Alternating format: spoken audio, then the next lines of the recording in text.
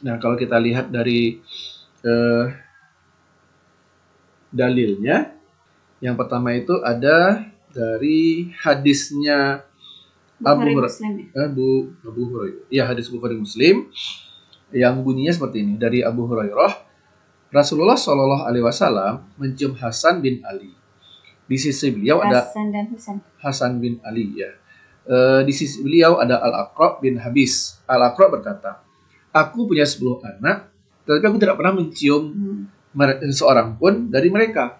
Maka Rasulullah bersabda, barang siapa tidak menyayangi, maka ia tidak akan disayangi. Jadi perilaku kita menyayangi anak itu sangat-sangat disarankan oleh Rasul gitu, sangat diperintahkan oleh Rasul. Sehingga ketika ada sahabat lain yang berkata, aku gak pernah sayang-sayang anakku seperti itu gitu, Rasul langsung menasihati, langsung menegurnya, barang siapa yang tidak menyayangi, maka ia tidak akan disayangi. Dan faktanya kan akhirnya seperti itu ya.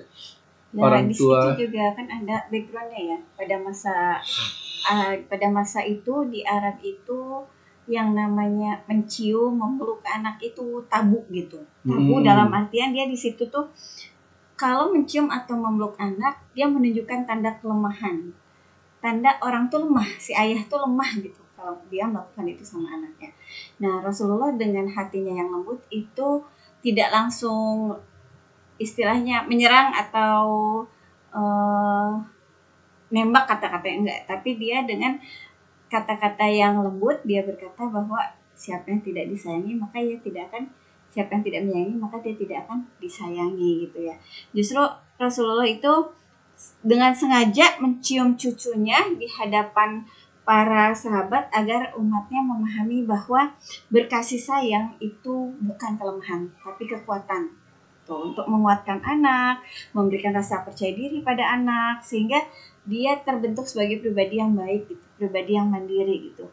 Dia kan bisa aja Rasulullah berkata seharusnya kamu mencium anakmu, tapi tidak itu yang dikatakannya, tapi dia berkata bahwa barang siapa tidak menyayangi maka ia tidak akan disayangi gitu ya. Seolah-olah beliau mengajarkan bahwa hati yang keras kepada anak itu akan menjauhkan seseorang dari limpahan kasih sayangnya Allah gitu. Ya, jadi bukan cuma diperintahkan gitu ya, tapi lebih dari itu ditampakkan atau disampaikan oleh Rasul implikasi dari kita ketika tidak menyayangi anak kita gitu.